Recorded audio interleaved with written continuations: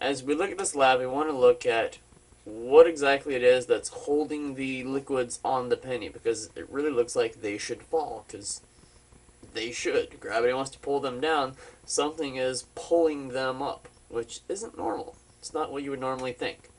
We also want to look at maybe there's some kind of connection with water and what these things do. So when we did the Dirty Little Pepper Kids lab, we talked about surface tension and cohesion. So surface tension was that skin that's on top of the water that keeps things from sinking into it. It holds things up. Cohesion was just the idea that the water molecules act like little tiny magnets. One end of them, the oxygen end, ends up being a little bit more negative. The hydrogens are a little bit more positive, and so if you have a negative and a positive, it's like two poles of a magnet. So that holds water in kind of a certain arrangement. That's what made that surface tension. So with cohesion and our pennies, the water is in this nice little dome instead of falling out flat. There has to be something holding it. So it's that same idea. It's that positive and negative in that water molecule that's actually pulling it together like a tiny little magnet. So which things didn't do as good a job of making that dome? Which things went flat? Well, depends on what you actually tested, but for me it was that oil. So the oil, basically, the molecules aren't as strong as water is as far as being magnetized. One end of the oil isn't going to be positive and the other end isn't going to be negative. It's going to be a lot more even. Because of that, it lays flatter on the penny.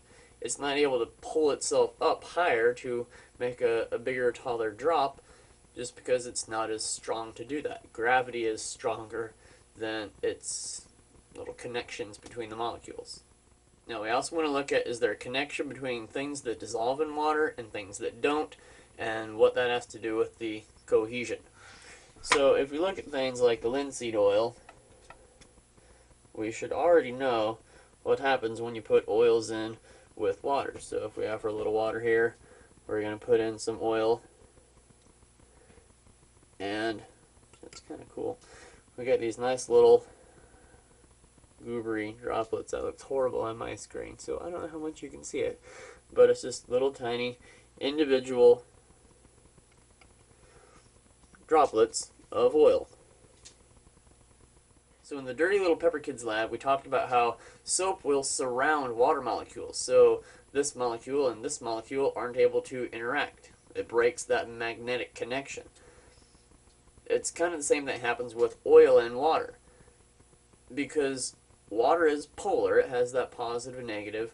Oil isn't polar, so they end up not interacting at all. And that's why they're always separate.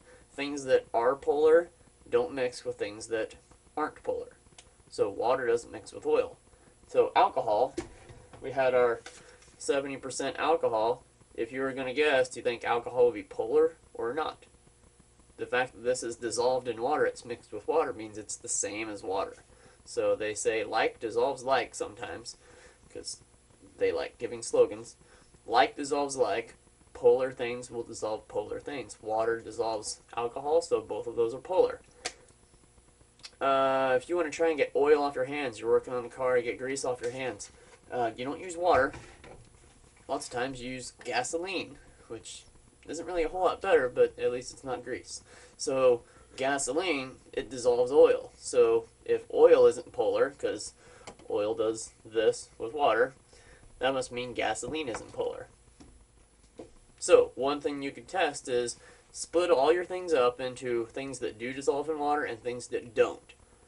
I would bet the things that don't dissolve in water, the oils, aren't going to have as tall of little watery domes on top of your penny. So check that out. Maybe find other things now that you have this idea. Find other things that you know don't dissolve in water and do dissolve in water and test those out.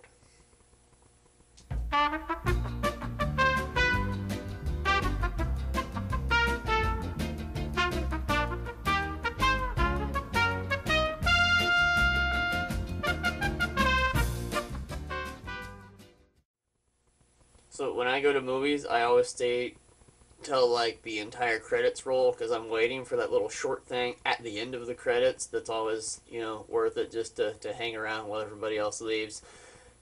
This is kind of like that. This is a little bonus lab for you because we've been talking about things that act like magnets but aren't. Water is not really a magnet, but kind of act like it. So another cool thing that acts like a magnet but is not would be balloon.